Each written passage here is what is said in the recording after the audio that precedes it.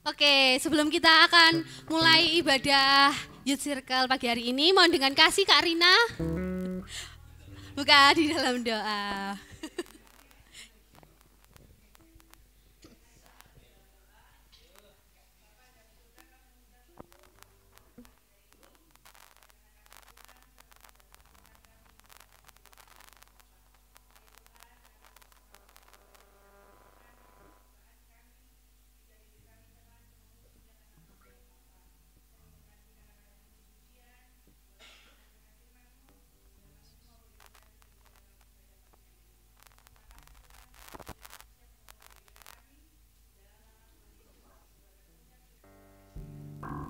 Amin. Oke, sebelum kita mulai ibadah kita, aku pengen kita hari ini bergerak dulu ya. Mungkin ada otot-otot yang tegang gitu ya, nggak bisa senyum gitu ya. Oke, semuanya berdiri dulu yuk. Aku minta semua berdiri dan punya gandengan masing-masing ya, jadi berpasang-pasangan. Cari pasangan dua-dua, oke, sudah? Lalu kalian bisa membentuk dua sap, karena ini cukup banyak, maka dua sap, dua pasang di sini, satu pasang di sini, satu pasang di sini. Oke, sekarang dimulai. Bisa dimulai, sudah? Agak ke sini, siapa? Billy sama Tingga. Sudah? Dua sap. Yang ini kok tiga sap, dua sap. Satu pasang, ayo satu pasang di sini, terus berhadapan-hadapan, saling menatap. Oke, dicontohkan. Oke, saling menatap ya. Lihat temanmu, apakah hari ini wajahnya murung? Lihat, oke, lihat wajahnya ya, lihat ketampanannya, lihat kecantikannya. Oke, sudah dilihat? Yang belum ada pasangan minta tolong Kak Elis. Oke, semua dipastikan sudah berpasang-pasangan.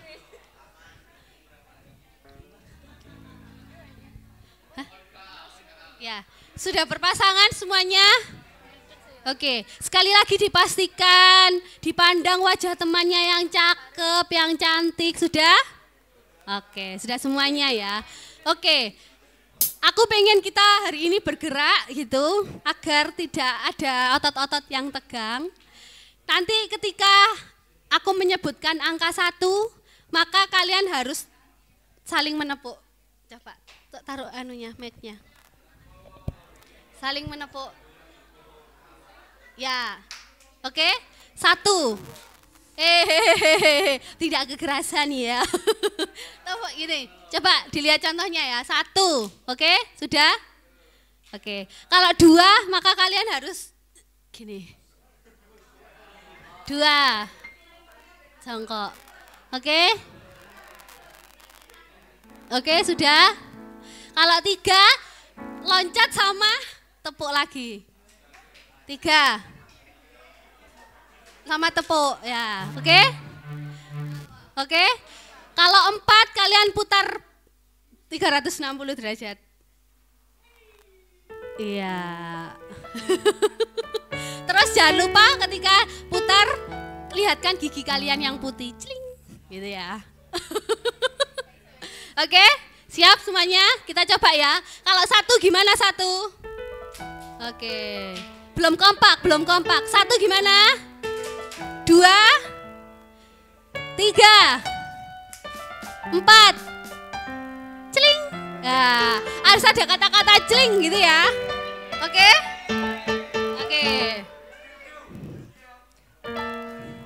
Oke, sekali lagi ya, coba ya, pemanasan dulu. 1, 2, 3, 4, 1, 3. Iya, gitu ya, oke? Bisa dimengerti?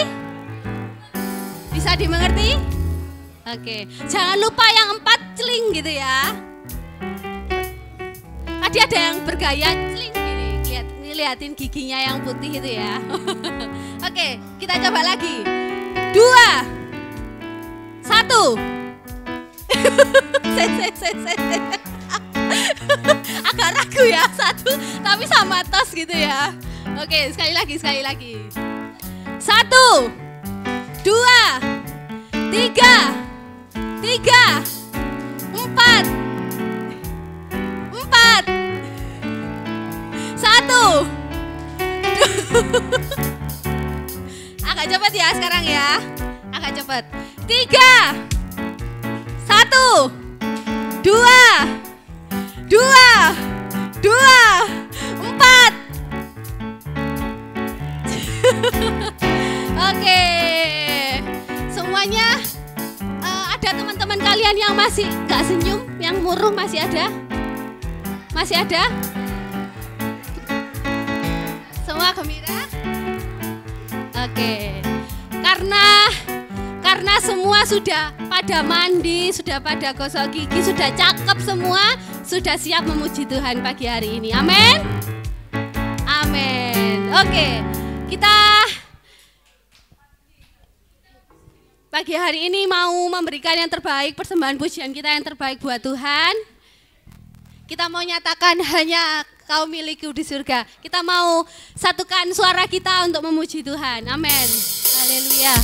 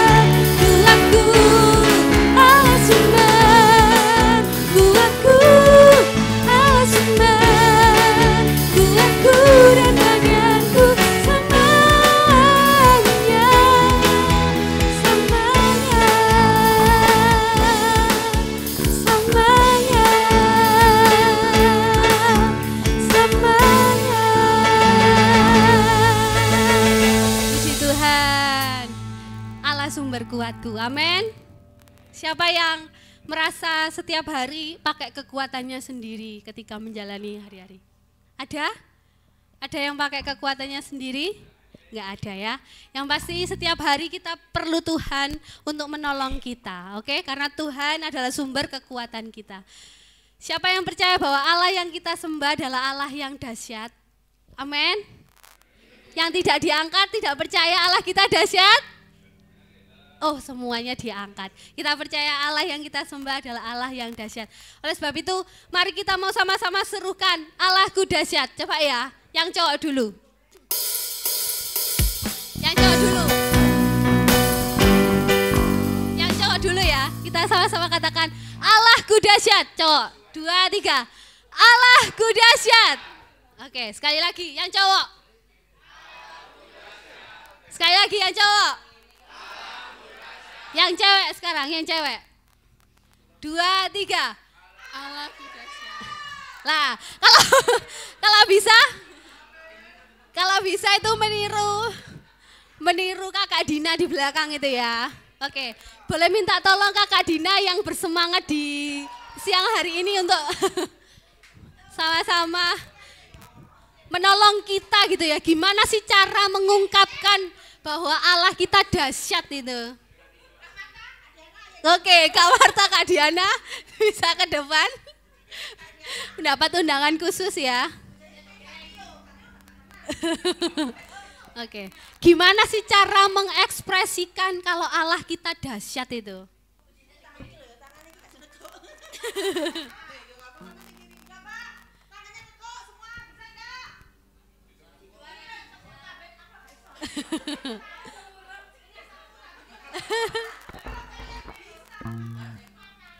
Iya, benar sekali. Oke.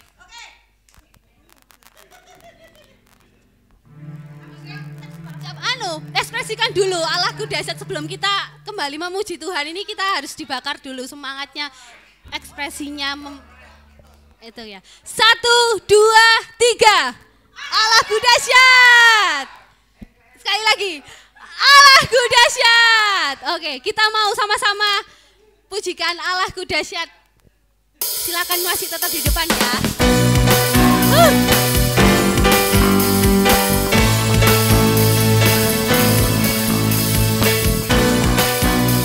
Semuanya memuji Tuhan.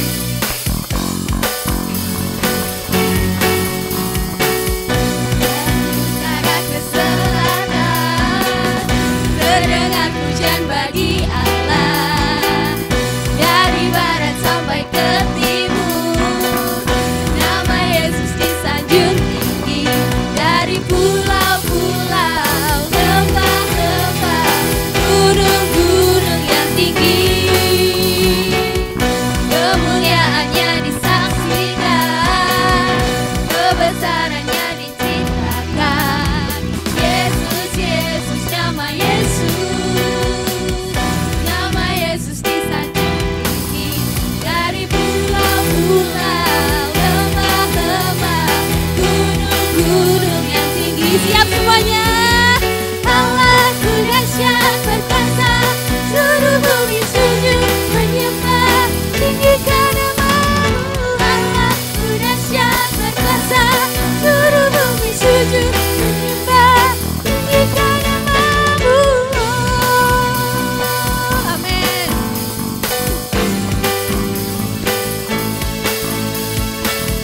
Dari utara ke selatan, terdengar pujian bagi Allah, dari barat sampai ke timur.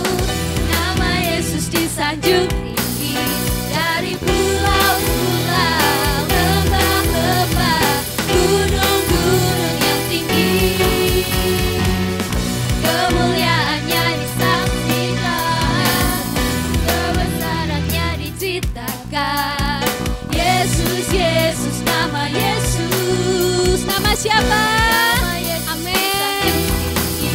Dari pulau-pulau, lembah-lembah, gunung-gunung yang tinggi. Allahku dahsyat berkuasa, seluruh bumi sujud menyembah, tinggikan nama-Mu. Allahku dahsyat berkuasa, seluruh bumi sujud menyembah, tinggikan nama-Mu. Allahku dahsyat berkuasa,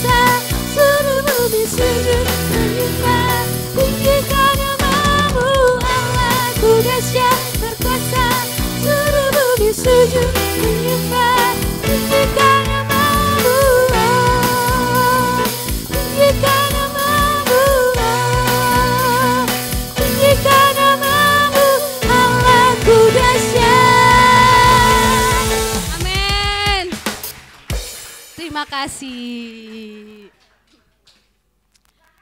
Terima kasih. Oke, silakan duduk.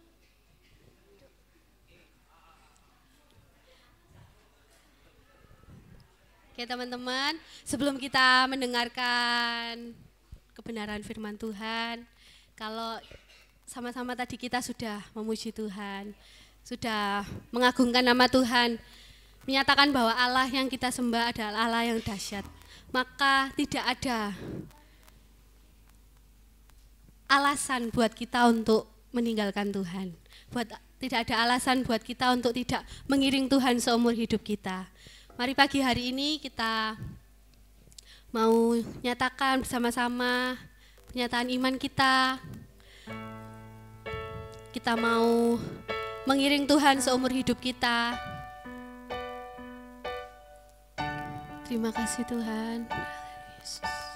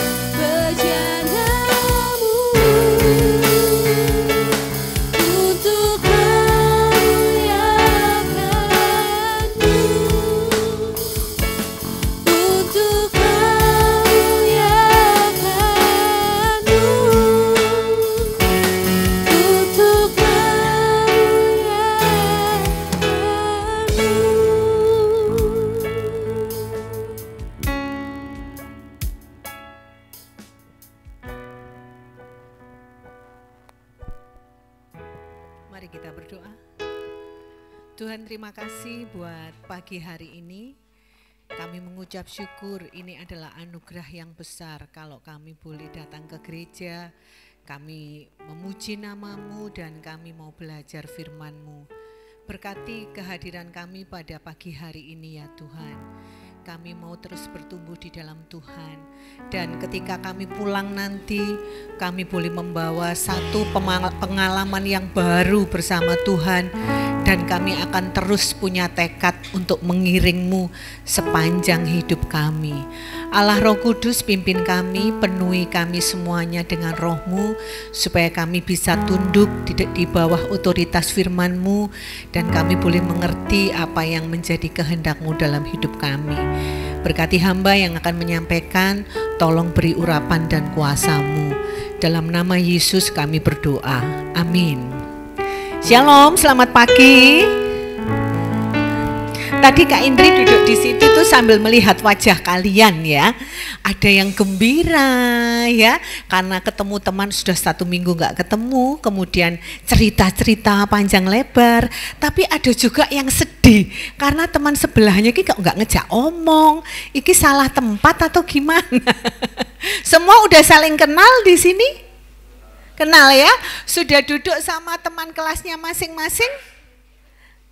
Atau duduk sama teman kelas lain sehingga nggak terlalu akrab? Atau cuman sendirian satu kelas? Satu kelas isinya 15 datang sendiri. Wah, kasihan sekali ya.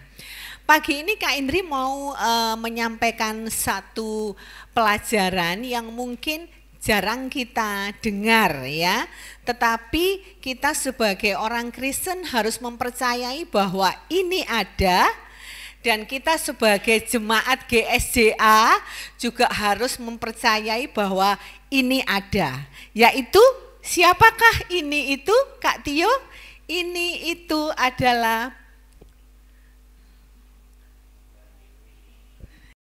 Eng.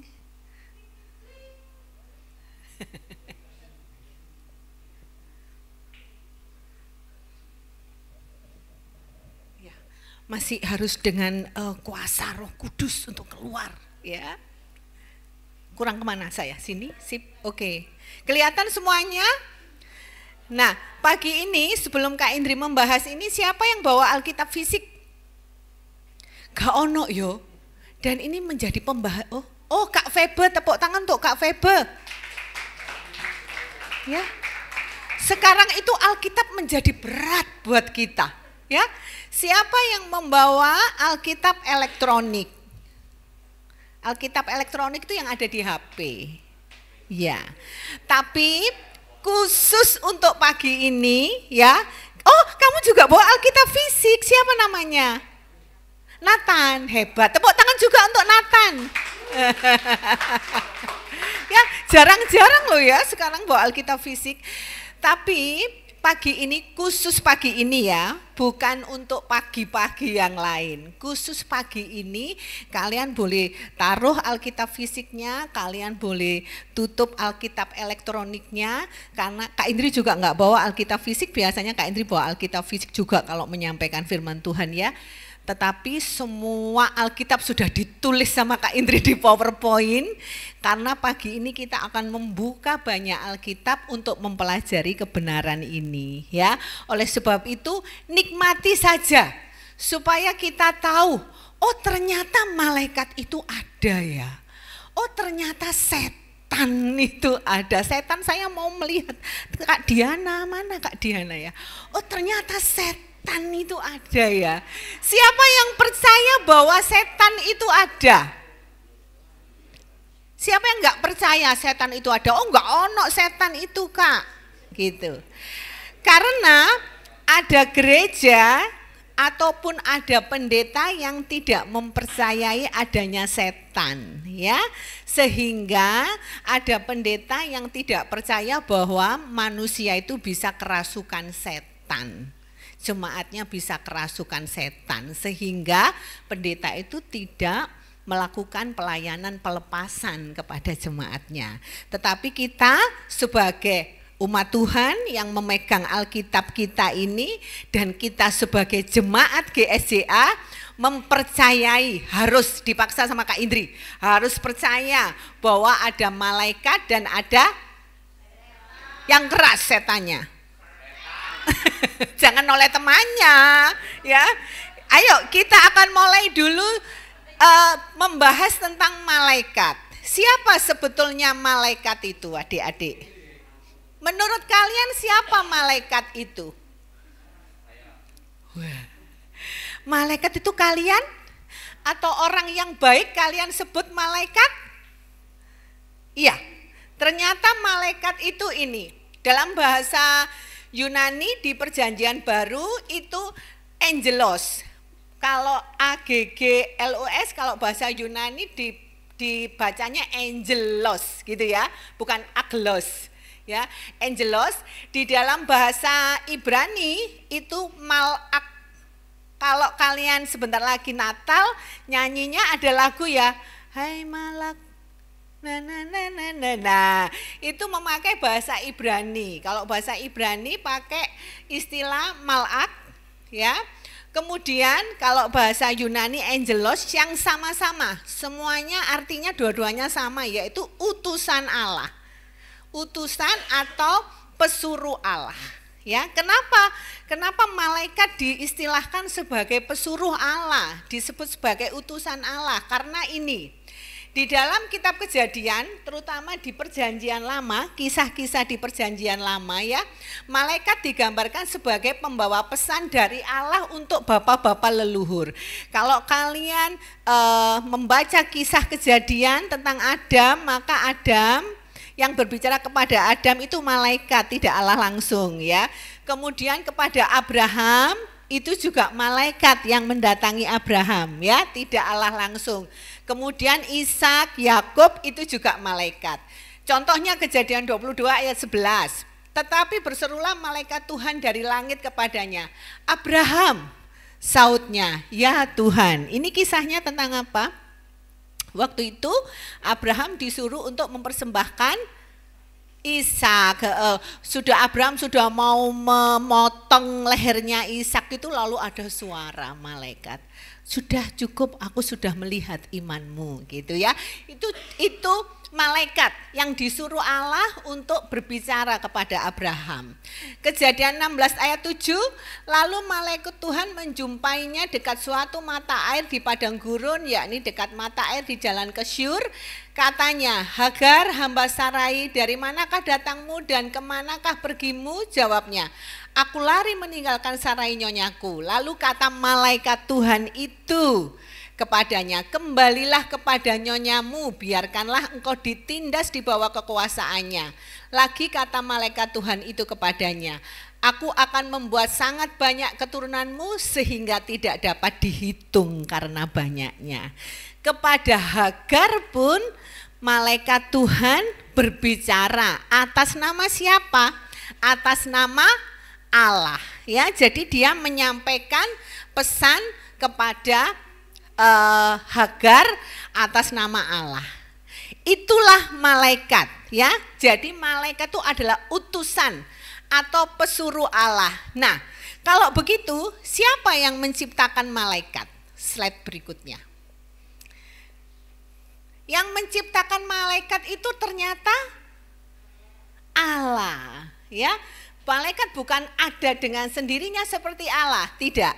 Tetapi Allah yang menciptakan malaikat. Di dalam Nehemia 9 ayat 6 ada yang namanya Alkitab kita namanya Nehemia ya, adik-adik ya. Nehemia nggak pernah dibuka sama guru-guru sekolah minggu ya. Yang diceritakan Mazmur, Kejadian, Keluaran. Nehemia 9 ayat 6. Hanya Engkau adalah Tuhan. Engkau telah menjadikan langit, ya, langit segala langit dengan segala bala tentaranya, dan bumi dengan segala yang ada di atasnya, dan laut dengan segala yang ada di dalamnya. Engkau memberi hidup kepada semuanya itu, dan bala tentara langit sujud menyembah kepadamu. Jadi di dalam Alkitab kita yang disebut bala tentara itu adalah malaikat. ya. Ingat waktu bangsa Israel ataupun Yakub waktu keluar dari Padan Aram ya, di tengah itu dia melihat banyak sekali bala tentara malaikat. Nah, itu diciptakan oleh Allah, sama dengan manusia, binatang, tanaman itu diciptakan Allah. Tetapi Allah sendiri tidak ada yang menciptakan. Allah ada dari ketiadaan. Maksudnya begini, Allah itu sudah ada dari awalnya, gitu ya. Allah tidak diciptakan oleh siapa-siapa, karena justru Allah adalah Sang Pencipta, ya. Tetapi berbeda dengan malaikat, sekalipun malaikat sepertinya punya kuasa seperti Allah, ya, bisa berbicara, bisa menghilang, bisa tiba-tiba menghilang, atau bisa tiba-tiba menampakkan diri kepada seseorang, tetapi malaikat bukan Allah. Malaikat itu ciptaan Allah. Hanya saja malaikat punya kekuatan yang lebih dari manusia. Nah, sekarang kapan malaikat diciptakan? Ya, kan sama-sama diciptakan ini kan, manusia juga diciptakan, binatang diciptakan oleh Allah, lalu malaikat juga diciptakan oleh Allah. Kapan malaikat itu diciptakan? Slide yang ketiga Kak Tio. Ternyata malaikat itu diciptakan sebelum dunia diciptakan. Jadi malaikat ada dulu, ya, sebelum bumi ada, sebelum manusia ada, sebelum binatang dan tanaman ada, malaikat sudah ada dulu. Ini pembicaraan Ayub dengan Allah di Ayub 38 ayat 4. Waktu itu Ayub itu emosi karena sakit nggak sembuh-sembuh ya. Kemudian dia mulai protes sama Tuhan. Tuhan, kenapa kalau orang lain Tuhan berkati, sedangkan aku mengalami sakit ini yang nggak sembuh-sembuh itu. Lalu kemudian Tuhan mulai bicara kepada Ayub. Tuhan bicaranya begini. Di manakah engkau Ayub ketika aku meletakkan dasar bumi? Rupanya bumi bulat itu ada dasarnya ya. Nanti kalau Kak Indri diundang lagi sama Kak Elis ya, Kak Indri sama akan Kak Indri jelaskan tentang pandangan tentang bumi bulat dan bumi datar. Dan itu bumi datar itu sekarang sedang marak ya pembahasan. Apakah kalian ada di antara kalian yang menjadi komunitas bumi datar? Tidak ada. Daerah Blimbing dan sekitarnya sampai ke daerah Karangpeloso sampai Lawang itu ada komunitas bumi datar. Ada yang jadi anggota? Nggak ada ya. Nah, akhirnya menjadi pertentangan. Apakah bumi itu bulat atau bumi itu datar? Siapa yang mempercayai bahwa bumi itu bulat? Angkat tangan. Siapa yang percaya bahwa bumi itu segitiga? Siapa yang percaya bumi itu datar? Datar, percaya bumi datar. Ya, nanti kita akan pelajari lebih lanjut di Alkitab kita ya. Tetapi yang jelas, bumi kita ini ada dasarnya. Allah meletakkan dasar bumi. Ceritakanlah kalau Ayub mempunyai pengertian. Siapakah yang telah menetapkan ukurannya, ukuran bumi? Bukankah engkau mengetahuinya? Atau siapakah yang telah merentangkan tali pengukur padanya? Atas apakah sendi-sendi dilantak dan siapakah yang memasang batu penjurunya? Pada waktu bintang-bintang fajar bersorak-sorak bersama-sama dan semua anak Allah bersorak-sorai. Nah, ini ceritanya adalah yang dimaksud Allah itu anak Allah itu Kak Idri bold, anak Allah itu adalah malaikat ya. Waktu Allah berkata kepada Ayub, Ayub, kamu tahu nggak siapa yang meletakkan dasar meletakkan dasar bumi waktu aku menciptakan bumi? Pada waktu aku menciptakan bumi, malaikat-malaikat itu loh bersorak-sorai. Itu maksudnya Allah di dalam ayat ini ya. Jadi ayat ini menunjukkan bahwa malaikat itu diciptakan sebelum Allah menciptakan bumi. Jadi umur malaikat kira-kira lebih tua atau lebih muda daripada umur bumi kita? Lebih tua. Jadi malaikat itu tahu banyak hal ya tentang bumi kita dan tentang kita. Nah, kemudian kalau malaikat itu diciptakan oleh Allah, dia juga punya kekuatan gitu ya. Apakah dia sama dengan Allah? Ternyata tidak ya, di slide berikutnya.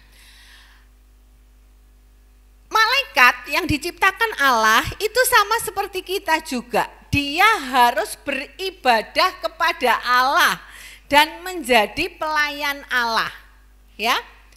Malaikat sekalipun diciptakan oleh Allah dan punya kekuatan lebih dari manusia, tetapi bukan berarti dia juga Allah.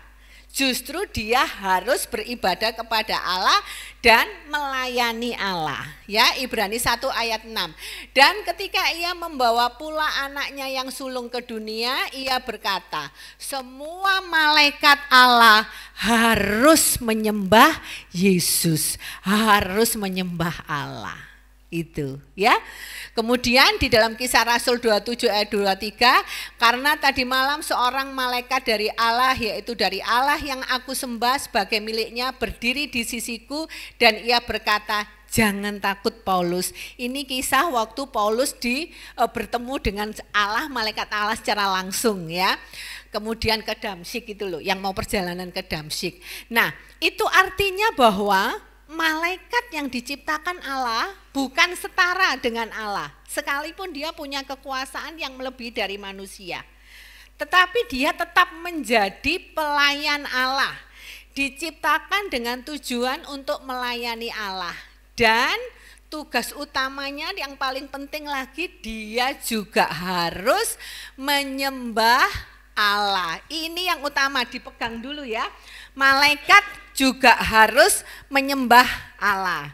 Nah, kemudian berikutnya, kenapa malaikat harus seperti itu gitu? Karena malaikat ini rupanya bentuknya adalah roh. Kita bingung, nanti adik-adik akan melihat di dalam ayat-ayat yang lain yang menyatakan bahwa wujudnya seperti manusia.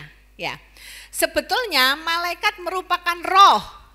Dia tidak memiliki bentuk secara jasmani, ya, enggak seperti kita, enggak punya bentuk fisik yang permanen, tapi dia bisa menampakkan diri seperti bentuknya manusia. Ya, tetapi dia nggak punya daging seperti kita, nggak punya rambut seperti kita. Ibrani 1 ayat 13. Dan kepada siapakah di antara malaikat itu pernah ia berkata, duduklah di sebelah kananku sampai kubuat musuh-musuhmu menjadi tumpuan kakimu. Bukankah mereka semua adalah roh-roh yang melayani, yang diutus untuk melayani mereka yang harus memperoleh keselamatan. Jadi malaikat itu adalah roh yang diutus oleh Allah untuk melayani Allah, menjalankan kehendak Allah, dan untuk melayani orang-orang yang Allah ini punya maksud menyelamatkan orang itu. Gitu ya. Jadi malaikat itu harus melayani orang-orang percaya karena memang diutus Allah untuk itu. Nah, lalu bagaimana kalau ada di dalam Alkitab yang seperti waktu kisahnya Lot, Sodom dan Gomora, ya, ada orang laki-laki yang datang mengetuk, itu seperti manusia, persis seperti manusia. Iya, karena memang malaikat bisa menyerupai wujud manusia, namanya antropomorfis. Itu adalah gambaran Alkitab yang menyamakan seperti gambar manusia. gitu ya, kemampuannya, kemudian bentuknya, wujudnya. Tetapi dalam slide-nya Kak Indri ini, Kak Indri tidak mau memberikan gambar malaikat sama sekali karena tidak dijelaskan secara detail bentuk malaikat bagaimana, ya. Tidak, karena malaikat itu roh, jadi bisa berubah, bisa menyerupai. Bukan berubah wujud ya, dari roh menjadi daging, tidak. Tetapi bisa menyerupai manusia karena ada kepentingan menyampaikan pesan Allah itu tadi. Ya, paham sampai sini? Ya, malaikat itu adalah roh. Ya, tidak berbentuk, tidak bertubuh. Jadi tadi ada yang bilang, siapa malaikat itu? Saya Kak. Itu berarti malaikat apa?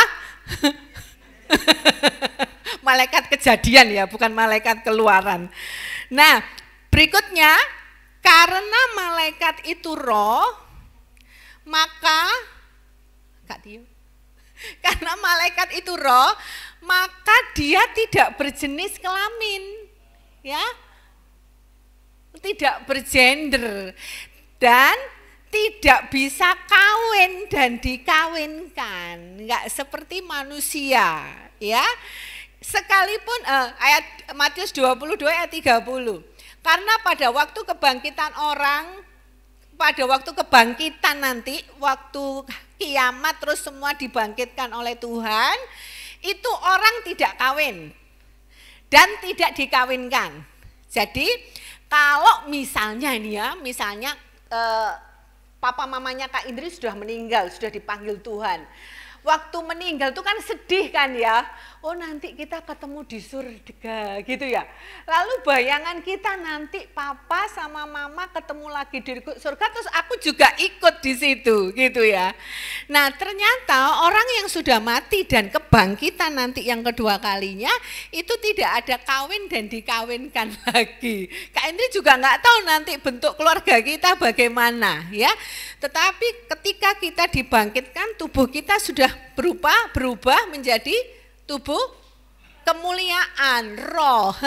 Jadi tidak dikawinkan lagi papa mama ya, dan papa mama tidak kawin lagi di surga ya, karena di sana tidak ada kawin dan dikawinkan, melainkan hidup seperti malaikat di surga. Ya, jadi malaikat juga tidak kawin dan tidak dikawinkan, sehingga ada banyak malaikat kecil-kecil. Oh ini anaknya malaikat besar ini. Kalau kamu melihat lukisan-lukisan ya, itu biasanya di literatur atau buku-buku Katolik atau di gambar-gambar Katolik atau nanti di kartu Natal, ya. Ada malaikat gede sama malaikat kecil anak-anaknya. Oh ini hasil perkawinan Pak Malaikat dengan Bu Malaikat gitu ya.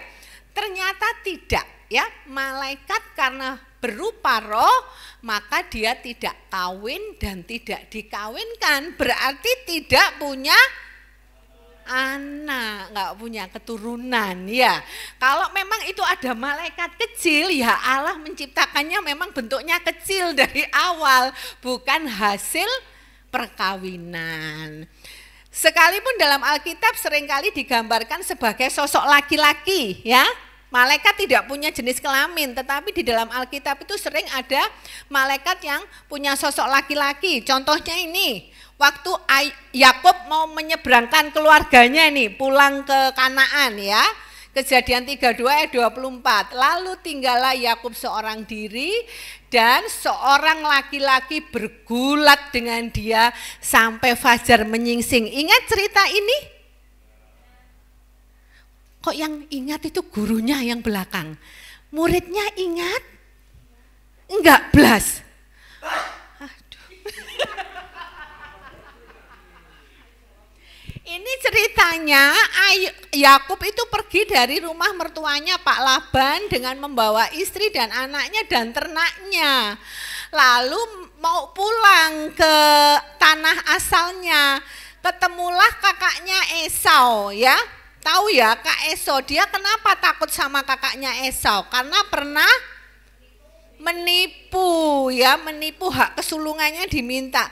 Nah, waktu semua sudah diseberangkan, lalu Yakub malam itu berdiam diri dulu, di situ nggak ikut nyebrang.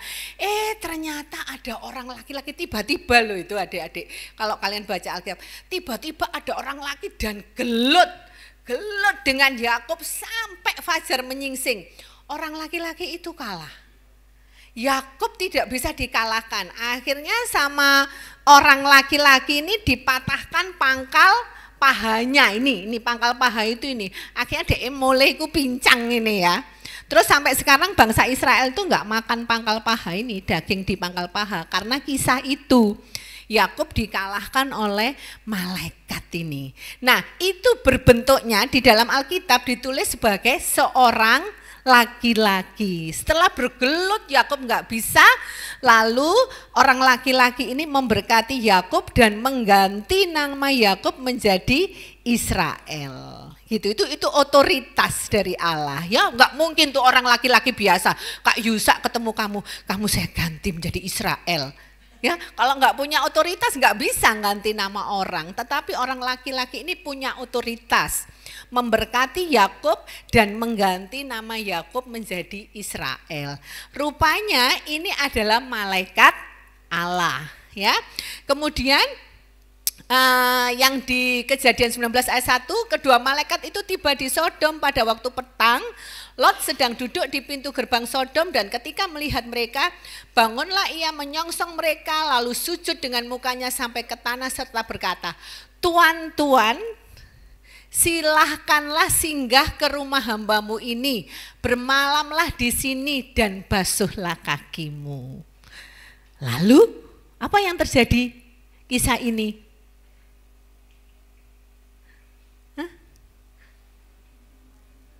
Apa yang terjadi setelah kisah ini? Itu ada Lot itu loh, di Sodom itu loh. Mengeluarkan Lot dari kota Sodom ya. Lot menyebut siapa itu? Tuan, bukan nyonya, tinggallah di rumahku malam ini. Enggak ya, tapi dipanggil siapa? Tuan, berarti malaikat itu menyerupai orang laki-laki ya. Jadi karena malaikat itu berupa roh, dia bisa berubah wujud menjadi seperti manusia ya. Tetapi yang sering kali dimunculkan di dalam Alkitab adalah sosok laki-laki karena melambangkan kekuatannya ya. Lalu berikutnya wujudnya. Tadi yang Kak Indri bilang tidak ada gambar sama sekali di dalam PowerPoint ini ya. Alkitab tidak menguraikan secara jelas mengenai wujud malaikat. Kecuali kerub-kerubim. Tahu kerub? Sudah dijelaskan sama guru sekolah minggu? Sudah dijelaskan tapi kalian tidak mendengarkan? Malaikat yang diperintahkan oleh Allah untuk menjaga Taman Eden setelah Adam dan Hawa jatuh ke dalam dosa. Ya, itu kerub. Wajah dan perlengkapan yang berkilauan menunjukkan keindahan yang menakjubkan yang tidak dimiliki oleh orang di bumi ini gitu. Jadi kalau kalian lihat gambar-gambar malaikat bersayap, pakai bintang, tongkat bintang, pakai mahkota, itu adalah imajinasi pelukis ya. Kalau yang nyatanya itu terlalu mulia gitu. Terlalu mulia, enggak bisa digambarkan karena kemuliaannya tidak ada di seperti yang ada di bumi ini yang pernah kita lihat. Suatu saat nanti kalau kalian rindu, kalian boleh berdoa, Tuhan saya ingin tahu malaikat. Tapi harus siap loh ya. Jangan malaikat maut Tuhan, malaikat baik aja. Ya. Saya belum siap kalau malaikat maut Tuhan gitu ya. Ya. malaikat penjaga Tuhan ya. Tidak apa-apa, berdoa supaya kalian punya pengalaman rohani dengan Tuhan ya. Bahwa malaikat itu memang ada. Nanti bentuknya bagaimana malaikat itu terserah Tuhan. Tuhan mau menunjukkan yang bagaimana. Kalau kepada Lot seperti orang biasa ya. Nggak ada sayapnya, kalau ada sayapnya Lot pasti bingung ini manusia atau hantu gitu ya. Kalau dengan Yakub juga manusia biasa, nggak ada sayapnya, nggak ada taringnya ya. Itu makanya Yakub itu bergulat seperti dengan manusia gitu, tarung dengan manusia. Nah, yang ayat Lukas 2 ayat 9, tiba-tiba berdirilah seorang malaikat Tuhan di dekat mereka dan kemuliaan Tuhan bersinar meliputi mereka dan mereka sangat takut. Ya, kalau kamu pingin punya kerinduan, Tuhan saya mau lihat malaikat, tapi siapkan mental dulu ya, karena nanti kamu takut. Seperti ini kisahnya apa kalau Lukas 2 ini? Lukas 2 kisahnya apa?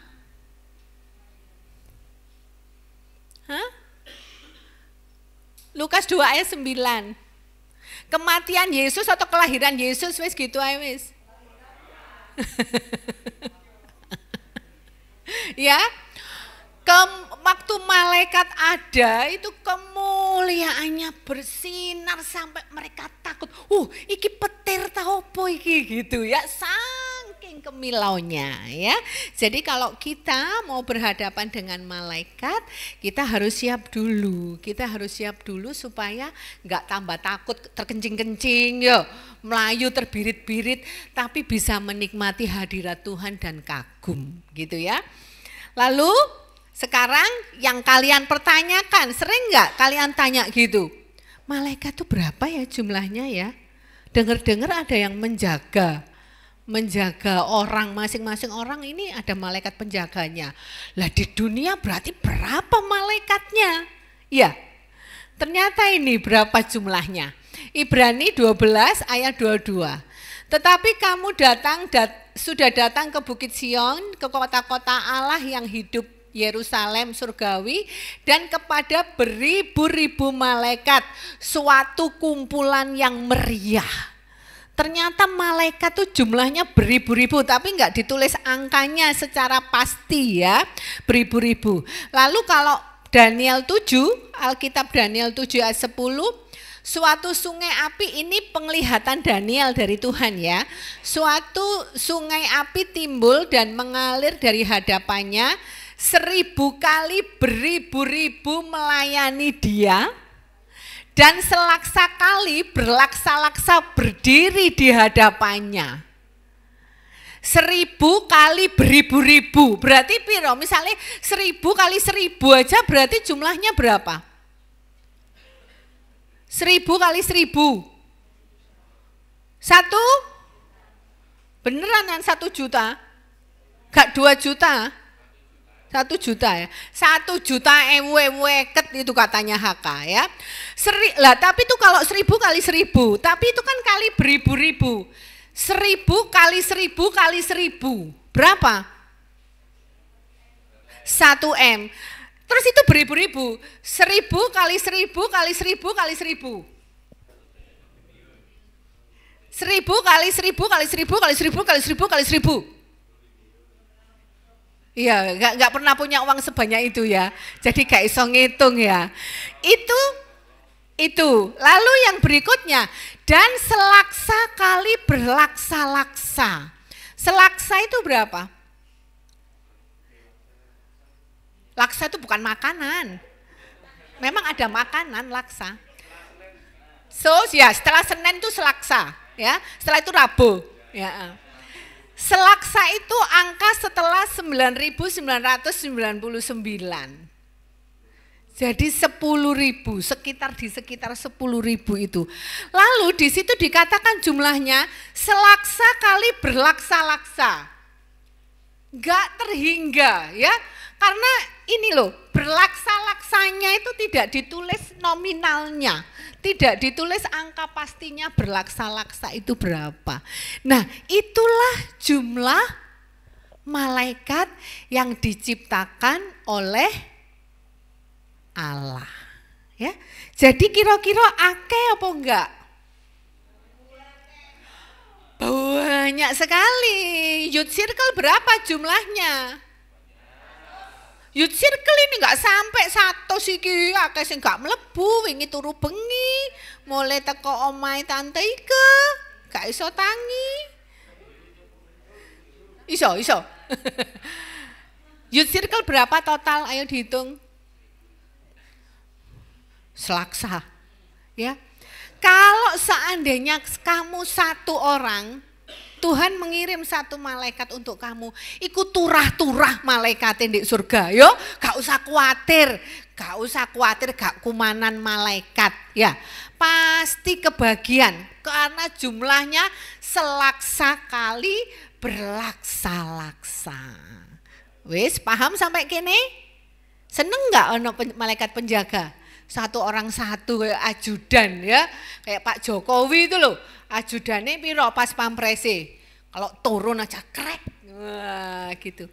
Anak-anak Tuhan ternyata juga begitu, ada malaikat penjaganya ya.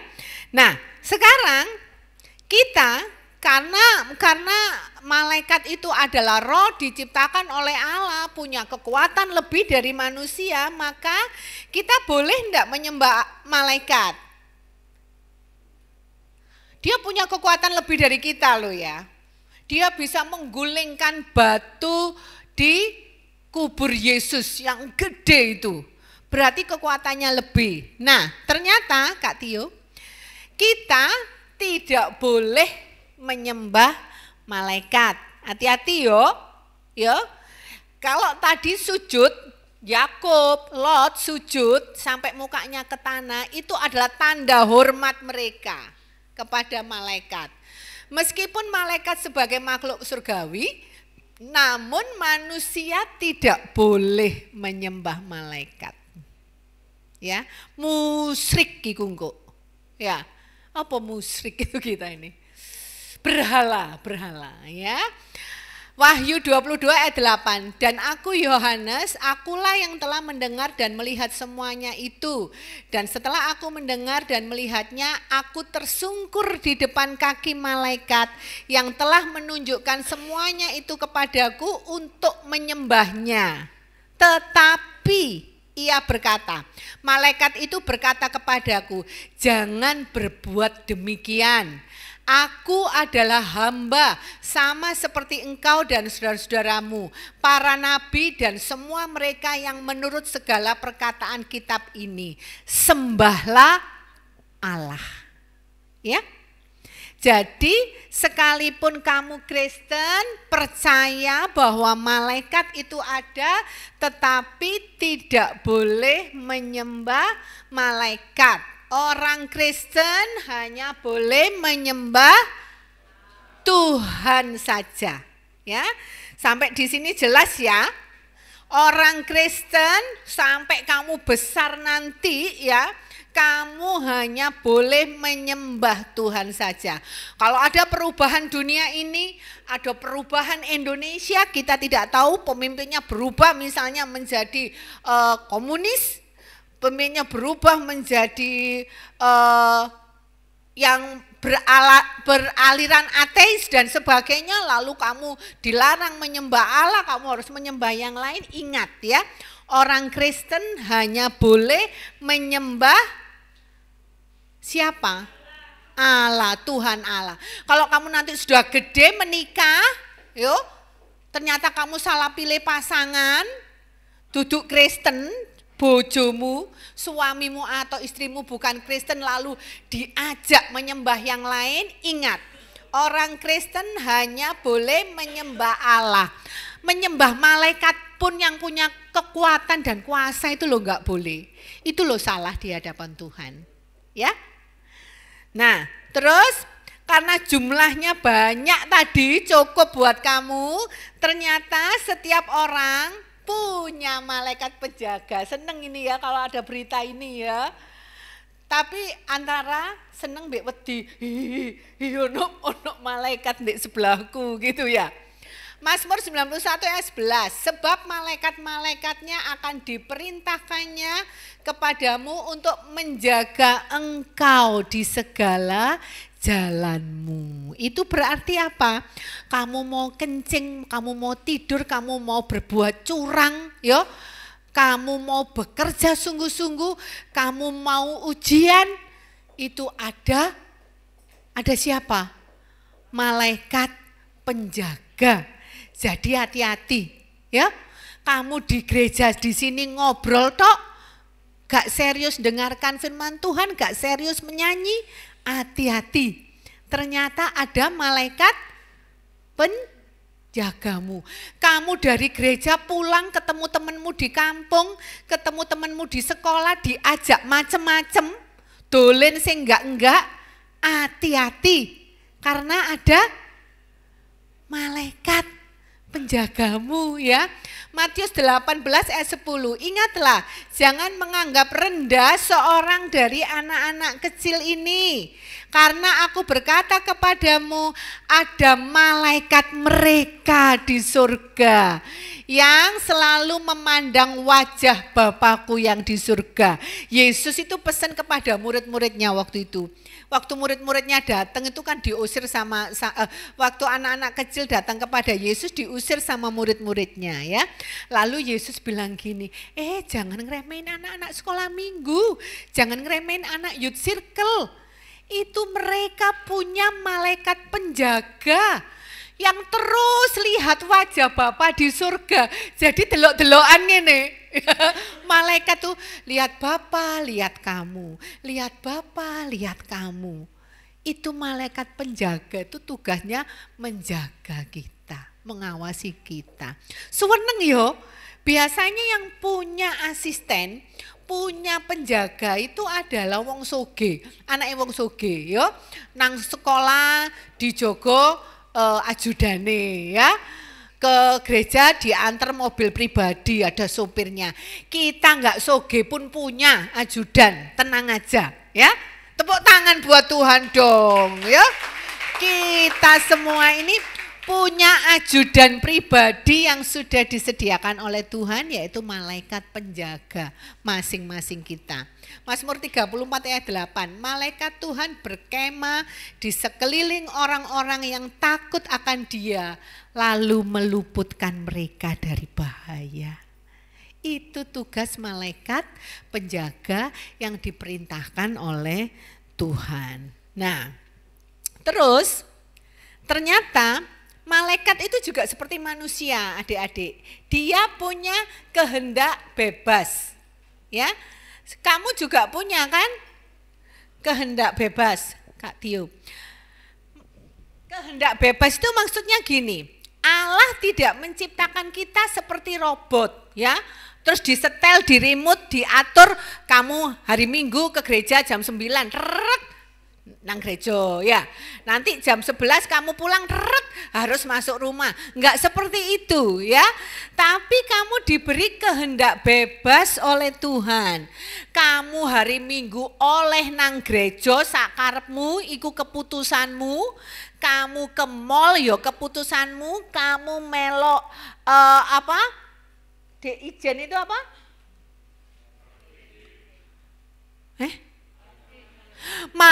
Car Free Day karepmu, jare Tuhan ngono, ya.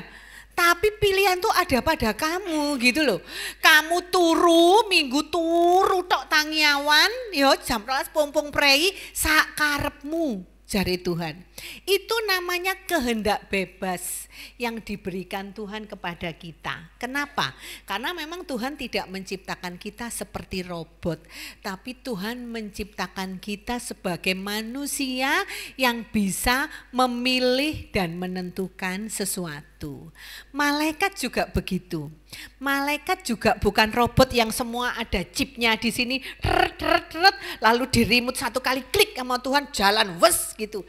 Tidak seperti itu. Tapi malaikat itu diberi kehendak bebas oleh Tuhan. Boleh melakukan apa saja, boleh pergi kemana aja. Sehingga dapat terpengaruh juga terhadap godaan dosa. Ya, malaikat itu loh iso jatuh dalam dosa, apalagi kamu. Ya, Ayub 4 ayat 18. Sesungguhnya hamba-hambanya tidak dipercayainya, malaikat-malaikatnya pun tidak didapatinya.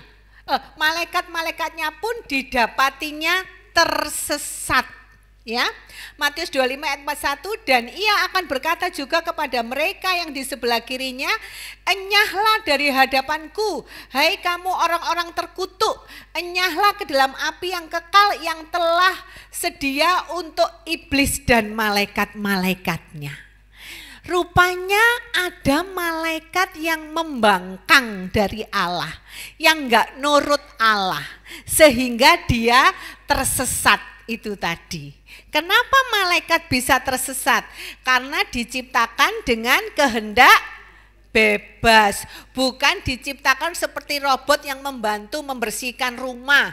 Diklik, engko nek dijabut kabelnya mati, enggak gitu. Dia punya kehendak bebas. Oleh sebab itu, malaikat yang sudah membangkang dan tersesat ini akhirnya menjadi siapa? Iblis. Ya.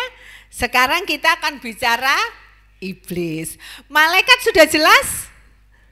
Jelas, enggak ada pertanyaan? Nah, sekarang siapa iblis itu? Ayo kita lihat, Kak Tio. Iblis itu disebut setan. Setan jangan noleh temannya, loh ya, jangan noleh temannya. Ya, tapi teman-teman yang mengganggu temannya mendengarkan firman Tuhan itu wis ojo ganggu ya. Iblis disebut juga setan, disebut juga pendakwah, disebut juga penuduh karena sering nuduh, oh kamu ya. Nah itu loh maksudnya, kamu wis dosa lo ya, kamu dosa gak ngrungokno Tuhan lo ya. Nah gitu ya. Dalam bahasa Ibrani Satan, dalam bahasa Yunani Satanas artinya lawan. Ya. Maksudnya itu lawan kita, iblis itu. Atau Yunani biasanya pakai kata diabolos yang artinya lawan ini ya. Wahyu 12 ayat 9. Dan naga besar itu si ular tua yang disebut iblis atau setan yang menyesatkan seluruh dunia dilemparkan ke bawah. Ia dilemparkan ke bumi bersama-sama dengan malaikat-malaikatnya. Ya, jadi dulunya di mana? Ya dulunya di atas sebagai malaikat yang melayani Allah. Tetapi karena dia memilih memakai kehendak bebasnya untuk ingin menyerupai Allah, maka dijatuhkan oleh Allah ke bumi. Itu iblis. Ya, dia disebut sebagai lawan, pendakwah, penuduh. Asalnya iblis berarti dari mana? Asalnya, ternyata ini malaikat yang melebihi batas kekuasaan dan ingin meninggalkan tempat kediamannya. Itu asalnya iblis, ya. Jadi Allah tidak pernah menciptakan iblis. Sekali lagi jangan salah ya. Allah tidak pernah menciptakan iblis karena Allah itu kudus adanya. Ya, waktu Allah menciptakan bumi itu 7 kali bilang Allah, semuanya sungguh amat baik, sungguh amat baik, sungguh amat baik ya. Jadi Allah tidak mungkin menciptakan iblis. Iblis itu terjadi atau ada karena ini, karena malaikat yang melebihi batas kekuasaan. Batas kekuasaan maksudnya apa? Dia itu diberi kuasa hanya untuk melayani Allah dan melayani orang-orang yang diselamatkan. Tapi dia melebihi, aku pengen seperti Allah. Itu loh, lebih dari batas kekuasaan yang diberikan.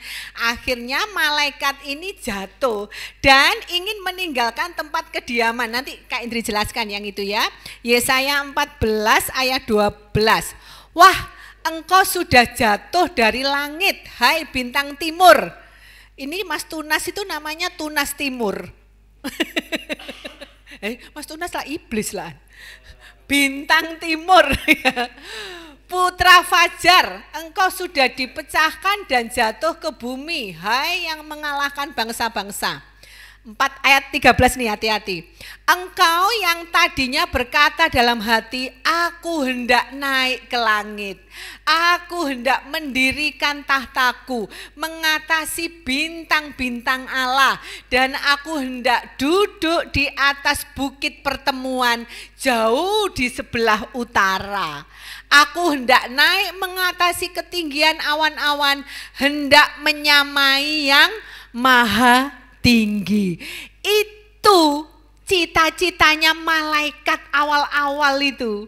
Nah, di dalam iman Katolik, di dalam pemahaman gereja Katolik, ayat ini, berdasarkan ayat ini, gereja Katolik itu mempercayai bahwa malaikat itu, langit itu ada 3 lapis. Ya, 1 lapis legit, 1 lapis Hongkong, ada 3 lapis. Jadi langit yang pertama yang di atas bumi kita itu langit yang isinya burung-burung dan sebagainya itu. Itu langit pertama. Langit kedua itu ditempati oleh iblis dan malaikat-malaikatnya iblis. Itu. Atau sebelum dia jatuh berarti itu malaikat-malaikat. Ya, malaikat Tuhan. Lalu langit yang ketiga itu adalah tahtanya Allah Bapa. Itu menurut pemahaman iman Kristen. Oleh sebab itu ketika malaikat yang congkak ini punya niat itu ya, karena dia berada di langit yang kedua. Ya, makanya dia punya niat itu. Engkau tadinya berkata dalam diri, aku hendak naik ke langit. Maksudnya dia ingin naik langit ketiga ke tempatnya Allah. Kemudian aku hendak mendirikan tahtaku, ya, menyamai Allah, duduk di tahta dan mengatasi bintang-bintang Allah. Dan aku hendak duduk di atas bukit pertemuan jauh di sebelah utara. Aku hendak naik mengatasi ketinggian awan-awan, hendak menyamai yang maha tinggi. Ini maksudnya dosa yang dia ingin meninggalkan tempat kediamannya itu. Sebetulnya malaikat itu ada di langit kedua, tapi dia ingin pindah di langit ketiga untuk menyamai Allah. Oleh sebab itu akhirnya dia jatuh menjadi iblis, dihukum oleh Allah menjadi iblis. Itu asalnya iblis, ya. Jadi Allah tidak pernah menciptakan iblis, tapi iblis berasal dari malaikat yang sombong, yang ingin menyamai Allah dan ingin kekuasaannya seperti Allah. Nah, kapan malaikat berubah menjadi iblis? Itu.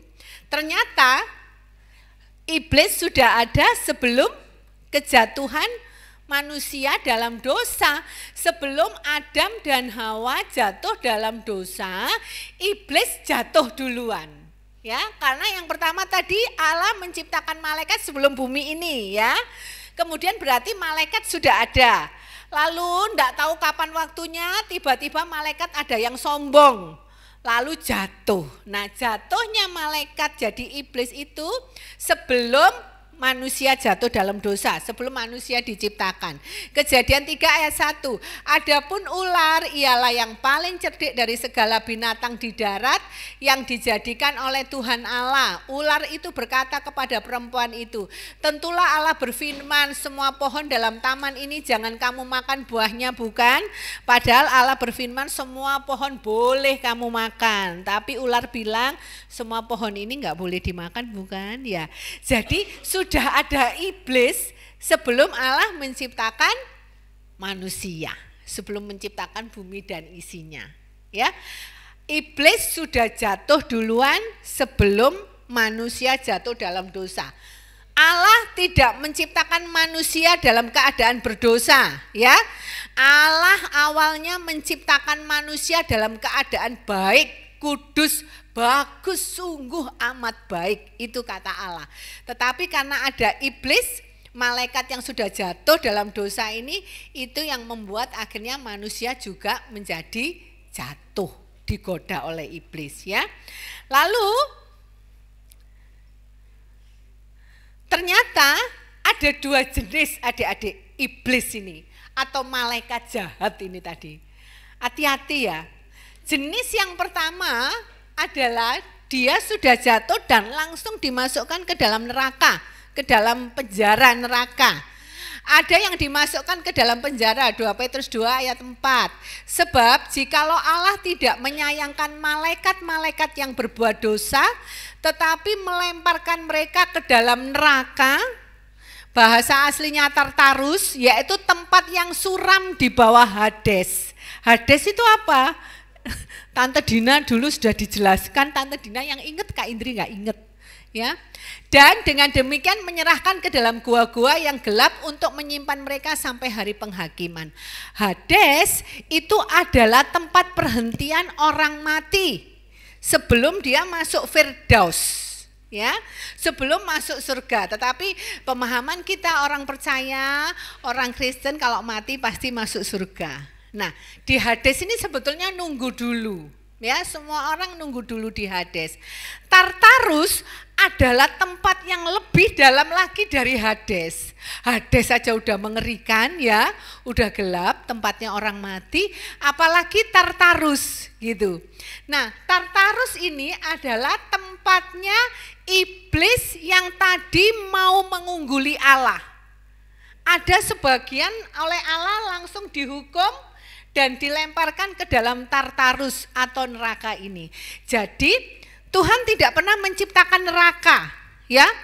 Kalau Tuhan pada mulanya menciptakan neraka berarti Tuhan itu jahat, ya. Tuhan berarti sudah berencana dong manusia bakal jatuh dalam dosa dan nanti akan saya hukum masuk neraka. Lalu Tuhan juga nyiptakan surga untuk orang-orang baik, gitu ya. Tuhan tidak pernah menciptakan neraka sebelumnya. Karena Tuhan menciptakan semuanya baik gitu ya. Malaikat juga diciptakan oleh Allah semuanya untuk tujuan baik. Tetapi karena ada malaikat yang sombong tadi yang membangkang, maka tempat yang cocok untuk malaikat yang berdosa ini ya di neraka, enggak boleh ada lagi di surga. Karena surganya itu maha kudus ya. Tempatnya Tuhan itu kudus, maka tidak boleh ada dosa di situ. Neraka ini ada akibat malaikat yang jatuh tadi. Malaikat yang sombong tadi ya, ditaruh di neraka, di Tartarus. Paham ya sampai sini ya? Di otaknya enggak boleh loh ya nanti berpikiran bahwa oh ternyata Tuhan nyiptakan neraka dan surga ya. Wah Tuhan jahat dong, habis nyiptakan manusia enak-enak, oh nanti kamu akan dosa ya, kamu jatuh ya, saya siapkan neraka. Enggak gitu Tuhan ya, tapi neraka itu akibat dari malaikat yang jatuh tadi, malaikat yang sombong lagi tadi. Lalu ini malaikat yang iblis yang sebagian ya. Iblis sebagian sudah masuk di penjara. Iblis yang sebagian lagi itu masih bebas adik-adik. Sampai saiki ono iblis di sebelahmu.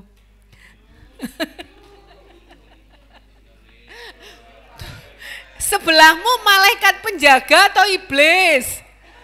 Hah? Loh, malaikat penjaga sebelahmu ya. Ini Wahyu 12 ayat 7. Maka timbullah peperangan di surga. Mikael dan malaikat-malaikatnya berperang melawan naga itu dan naga itu dibantu oleh malaikat-malaikatnya. Naga tadi iblis ya, dibantu oleh malaikat-malaikatnya tetapi mereka tidak dapat bertahan. Mereka tidak mendapat tempat lagi di surga. Terus ini Efesus 6 ayat 12. Karena perjuangan kita bukanlah melawan darah dan daging tetapi melawan pemerintah-pemerintah, melawan penguasa-penguasa, melawan penghulu-penghulu dunia yang gelap ini, melawan roh-roh jahat di udara ya.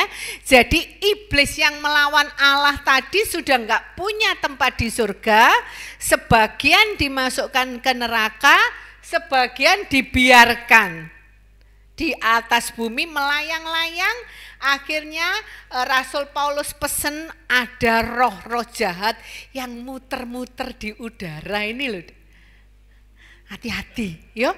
Jadi malaikat juga melihat kamu, tetapi iblis juga ngawasi kamu.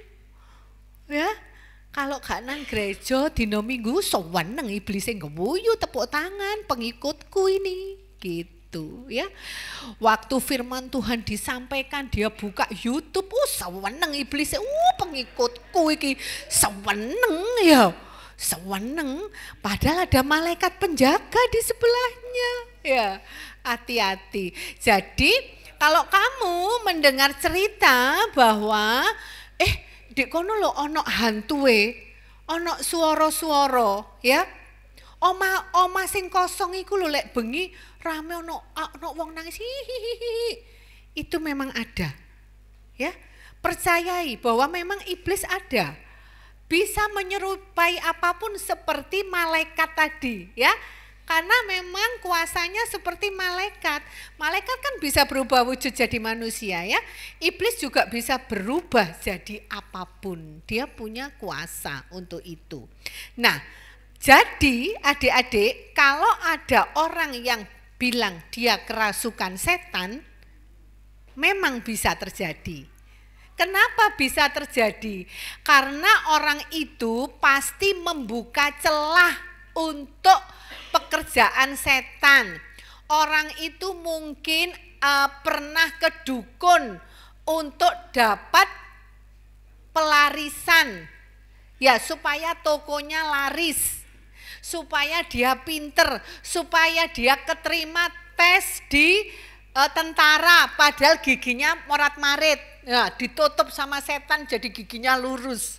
Ya, itu namanya orang ini sudah membuka celah, membuka hidupnya untuk pekerjaan setan, memakai setan. Nah, orang yang seperti ini bisa kerasukan setan. Ya, oleh sebab itu hati-hati. Ada satu murid saya yang masih kecil, dia itu punya sixth sense, IndiHome, bukan First Media. Oh iya, Indigo. Tak kira kalian tidur. Bukan First Media ya, IndiHome, Indigo. Jadi dia melihat, kalau kalian di TV pernah lihat juga itu terjadi ya. Mobil kendaraan yang dari luar kota, misalnya dari Jakarta datang ke Malang ya, itu roh-roh setan tuh nempel di mobil itu memang iya gitu. Roh-roh setan nempel di bubuk karena dia penguasa udara, roh-roh jahat penghulu di udara. Nah, mobilnya Pak Jokowi ini saya dengar ya, mobilnya Pak Jokowi kalau dari luar kota masuk ke satu kota itu ada paranormal yang bersihkan mobil itu. Membersihkan mobil itu dari roh-roh jahat ini, dari setan yang nempel-nempel di apa namanya di mobil itu. Tetapi kalian tenang saja, aman. Anak Tuhan tidak akan ketempelan roh itu asal dia meminta Roh Kudus melindungi ya. Dan ada malaikat penjaga. Jadi setan itu enggak bisa nembus kita. Tapi kalau kamu tidak percaya Tuhan Yesus, setan bisa nembus hidupmu. Bahkan sampai masuk melukai tubuhmu. Kamu bisa sampai sakit gatelen, ya. Kamu bisa sampai muntah darah. Itu pekerjaan setan. Ya, kalau Kak Indri bicara seperti ini, setan itu udah benci sama Kak Indri. Makanya tadi pagi dan tadi malam tuh Kak Indri berdoa, Tuhan lindungi saya. Gitu ya. Iblis tidak suka. Iblis tidak suka kalau ada cerita-cerita yang menceritakan tentang tipu muslihatnya gini, ya. Kalian tapi harus tahu. Kalian harus tahu bahwa pekerjaan iblis itu ada seperti itu. Ya, adik-adik besok kalau ada cowok yang nyenengi kalian di luar Tuhan, yo, mbok tolak, terus kamu diguna-guna, ya. Kalau kamu tidak percaya Yesus sungguh-sungguh, kamu bisa kena guna-guna itu. Tapi kalau kamu percaya Yesus, darah Yesus itu yang akan melindungi kamu dari guna-guna. Guna-gunanya enggak mempan, mental.